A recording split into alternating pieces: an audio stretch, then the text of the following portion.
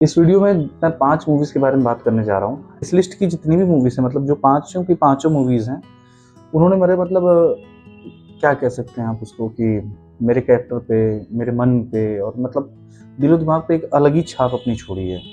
और कहीं न कहीं कुछ न कुछ स्वभाव में जो मेरे चेंजेज़ हैं, जो मैं थोड़ा-सा बड़ा हुआ हूँ या मतलब अभी भी जो मतलब जहाँ तक पहुँचा हूँ, उसमें इन इन सभी मूवीज़ का एक अच्छा खासा रोल रहा है। ये वीडियो शायद उन लोगों के लिए नहीं है जो मतलब शॉर्ट्स पे डूम स्क्रॉलिंग करते रहते हैं और सिर्फ उनको 30 सेकंड में कंटेंट चाहिए। प्लीज़ इस वीडियो से आप जितना दूर रहें उतना ही अच्छा है। ये वीडियो मैं बहुत मन से बना रहा हूँ और मैं चाहता हूँ कि इसको बस वही लोग देखें जो सच में सिनेमा के प्रति सीरियस हैं या जिनको सच में ऐसी मूवीज़ जाननी है या देखनी है जिससे उनका थॉट प्रोसेस, उनके दिमाग पे कुछ ना कुछ असर पड़े, जिनको देख के ये लगे कि हाँ, मैंने आज कुछ ऐसी चीज़ देखी है जो मेरे साथ पूरे जीवन रहेगी। तो यहाँ पे मैं ज्ञान देने नहीं बैठूँगा, मैं शुरू करता हूँ मूवीज़ के साथ ही। और मतलब इस वीडियो के लिए मैंने कोई स्क्रिप्ट नहीं लिखी है, ये जितनी भी बात करूँगा मैं दिल से करूँगा और उम्मीद करता हूँ कि आपके दिल तक भी पहुँचेगी। इस लिस्ट की पहली मूवी है स्वदेश। शाहरुख खान को अब जैसा उन्होंने अपना पर्सोना बना लिया है कि वो सिर्फ लड़की के पीछे भागते रहते हैं यार, जो मतलब अब तो वो मार-काट और मसाला मूवीज़ में कुछ ज़्यादा ही उतर गए हैं। एक समय था जब उन्होंने एक ऑफ बीट एक मूवी बनाई थी, स्वदेश।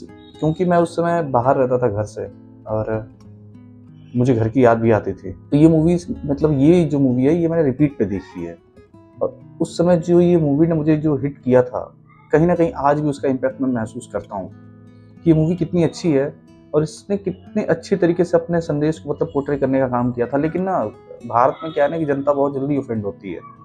इस मूवी का एक सीन है जहाँ पे एक बुड्ढा जो रहता है गाँव का, मतलब बूढ़े व्यक्ति जो रहते हैं गाँव के, वो 26 जनवरी के दिन या 15 अगस्त के दिन मतलब कोई नहीं होता है कि विद्यालय में जो है एक प्रोग्राम होता है, लोग वहाँ पहुँचते हैं। तो जो शाहरुख खान का जो कैरेक्टर है मोहन भार्गव का, वो नासा का साइंटिस्ट रहता है, वो भी गाँव पे अपने पहुँचा रहता है अपनी दादी को वापस ले जाने के लिए। तो वो भी वहाँ पहुँचता है और वहाँ पे अक्सर क्या होता है कि लोग हम मतलब हमारे यहाँ का क्या है ना कि अपनी बड़ाई बहुत ज़्यादा हाँकते हैं। रियलिटी में उतना है नहीं लेकिन बड़ाई बहुत ज़्यादा हाँकेंगे। तो वो भी मतलब बोलने लगते हैं कि भारत जो है संस्कारों का देश है। यहाँ पे मैं अगर बात करूँ अगर भारत सच में संस्कारों का देश है तो 150 करोड़ की आबादी है।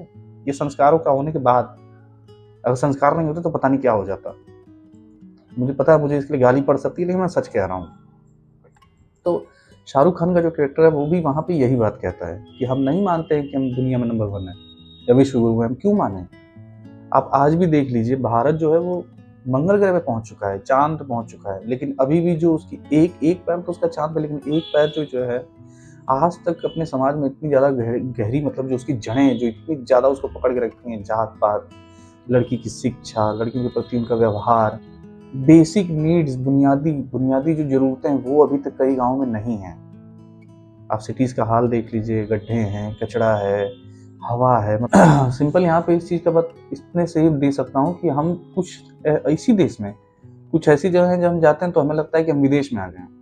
सोचिए कितनी नेगेटिव कंपैरिज़न होगी अपने देश की। तो स्वदेश ने मतलब मुझे वहाँ पे हिट किया था कि नहीं, यहाँ से टैलेंट जो विदेश में चला जाता है, अगर वो यहीं पे रह जाए, तो यहाँ के लिए कितना ज़्यादा काम कर सकता है।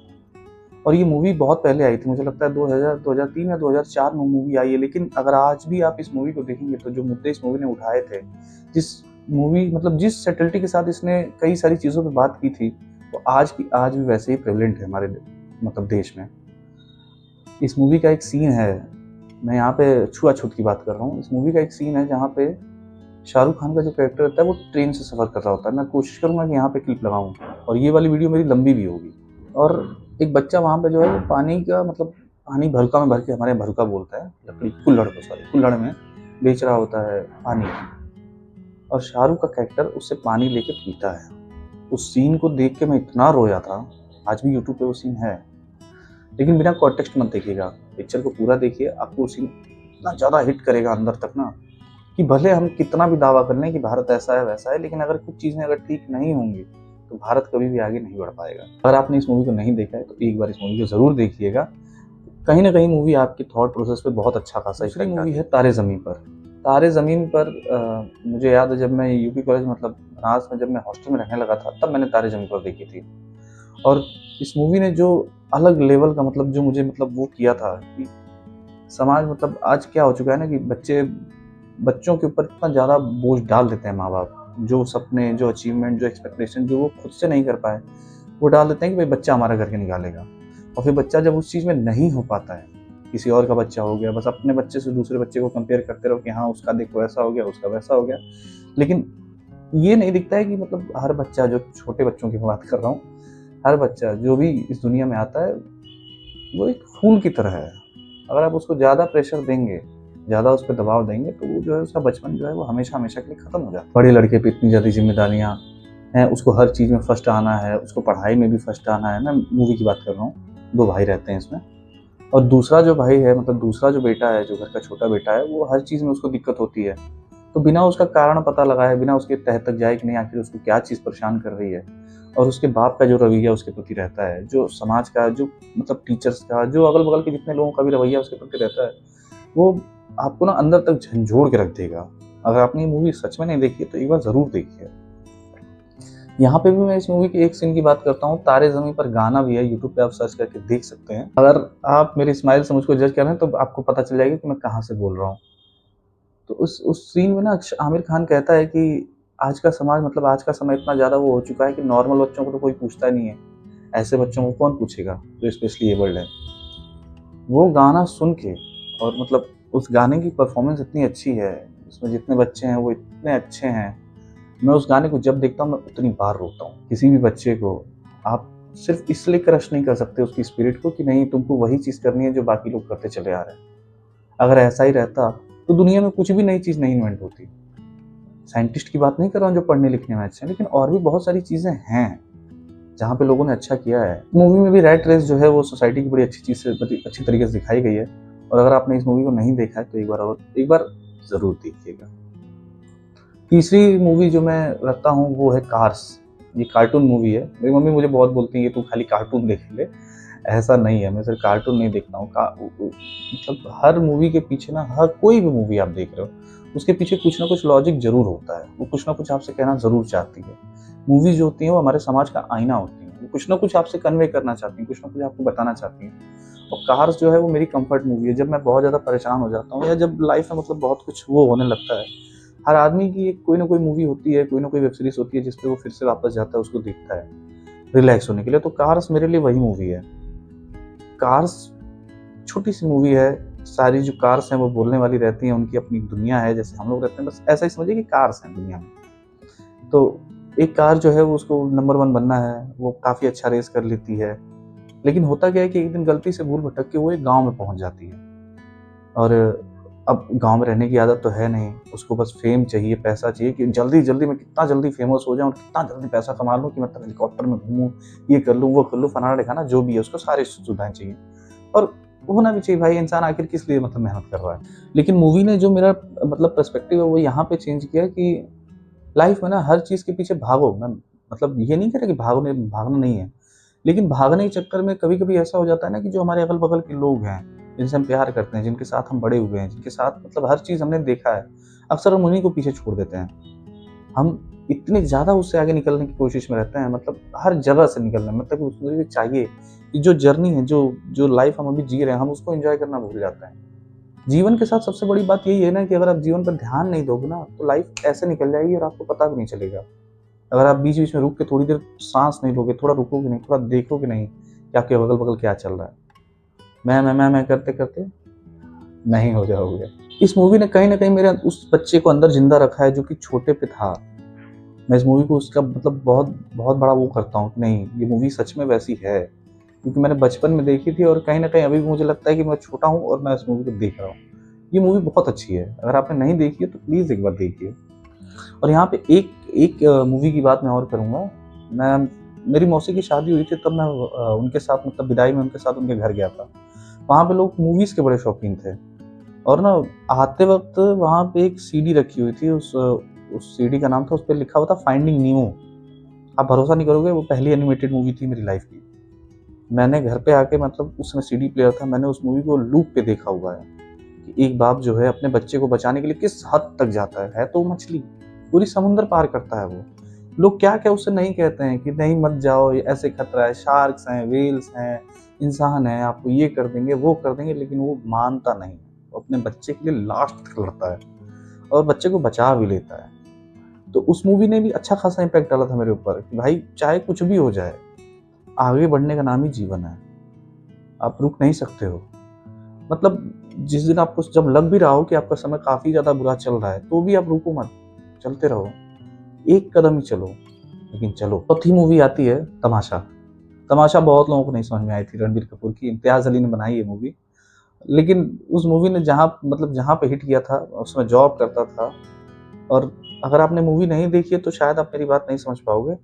लेकिन इस मूवी के जो गाने हैं, इस मूवी की जो सिनेमेटोग्राफी है, इस मूवी में जो रणबीर कपूर ने एक्टिंग की है, समाज सबसे एक ढांचे में रहता है ना कि भाई आप ऐसे-ऐसे करो, 9 टू 5 जॉब करो, चुपचाप घर जाओ, घर जाके खाना खा के सो, बच्चे पैदा करो। और जैसे नहीं होता है कि सबका एक लिमिटेड वो बना हुआ है कि सबको इस फ्रेम में उतर के ही जाना है, अलग से आप कुछ नहीं कर सकते हैं। और इसमें रणबीर कपूर का जो कैरेक्टर है वो इतना ज़्यादा फ्रस्ट्रेट हो जाता है ये चीज़ करते-करते कि स्नैप नहीं होता है कि अब थोड़ी-थोड़ी देर के लिए आपकी कुंठा जो है वो बाहर आने लगती है, क्योंकि वो किसी से दिखा तो पाता नहीं है।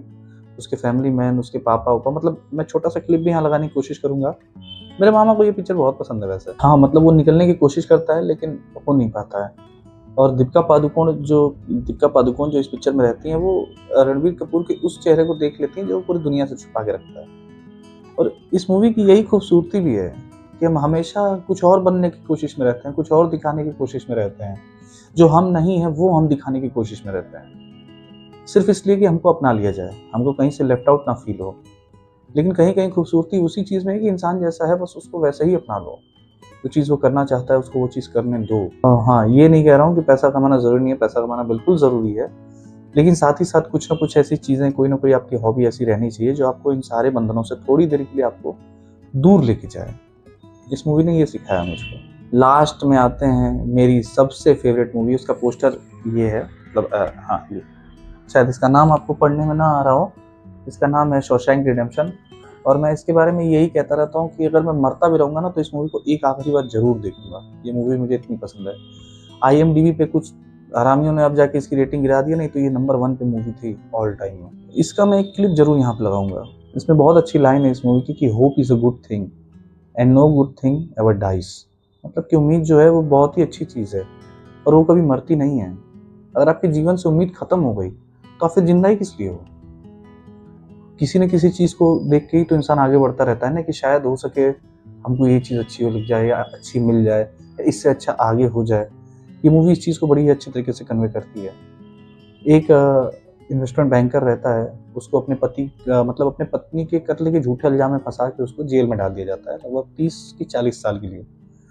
और मॉर्गन फ्रीमैन अगर आप लोग नहीं जानते हैं तो कोई बात नहीं, लेकिन वो बहुत ही लेजेंडरी एक्टर हैं। उनकी नरेशन कमाल की रहती है मूवीज़ में। वो भी जेल में रहते हैं। दोनों लोग दोस्त बनते हैं, मूवी आगे बढ़ती है।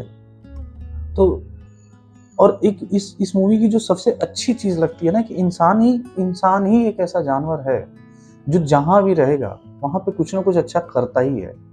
वहाँ पे वो लाइफ़ जो है ना वो ढूँढ निकालता है, चाहे वो कितनी भी बुरी कंडीशन में रह रहा हो। और आप इंसान का नेचर देखेंगे ना तो नेचर ही उसका ऐसा है कि वो कुछ ना कुछ अच्छी चीज़ें ढूँढ लेता है, चाहे वो कितनी भी बुरी जगह पे रह रहा हो, कितनी भी बुरी सिचुएशन में फँसा हुआ हो। ये मूवी इतनी अच्छी तरीके से वो चीज़ समझाती है कि जब सारी उम्मीद खत्म हो जाए ना, तो भी आप ये मत बोलो कि नहीं सब कुछ खत्म हो गया, क्योंकि कुछ ना कुछ निकल के आ ही जाता है। और ये मूवी मुझे बहुत पसंद है, मेरे दिल के बहुत करीब है। इससे ज़्यादा मैं इन सभी के बारे में डिस्कस नहीं करूँगा। इस वीडियो को नॉर्मल से और भी कम ही लोग देखेंगे। मैं मान के चल रहा हूँ कि 10 या 12 लोग। अगर आप भी उनमें से एक हैं तो थैंक यू वेरी मच। अगर आपने यहाँ तक इस वीडियो को देखा है, इस वीडियो को बनाते वक़्त काफ़ी ज़्यादा मैं इमोशनल हो गया हूँ और मेरा मन भर गया है इस वीडियो को बनाते वक़्त। अच्छा लगता है मूवीज़ के ऊपर बात करना। एक यही तो है जो आपको अपने साथ एक अलग दुनिया में लेके जाती हैं और आपको अपनी एक लाइफ टाइम में आप इतनी सारी चीज़ों को देख लेते हो, एक्सपीरियंस कर लेते हो बिना उन चीज़ों को जिए हुए। ये मूवीज़ की खास बात है। अगर आपने यहाँ तक ये वीडियो देखा तो अगर आपको अच्छा लगा तो प्लीज़ लाइक करिए और अगर आप नए हैं चैनल पे तो प्लीज़ उसको सब्सक्राइब कर लीजिए। ये वीडियो थोड़ी-सी ज़्यादा लंबी हो गई। मैं इसके लिए माफ़ी चाहता हूँ। मैं आपसे मिलता हूँ अगली वीडियो में, तब तक के लिए ख्याल रखिए। नमस्ते।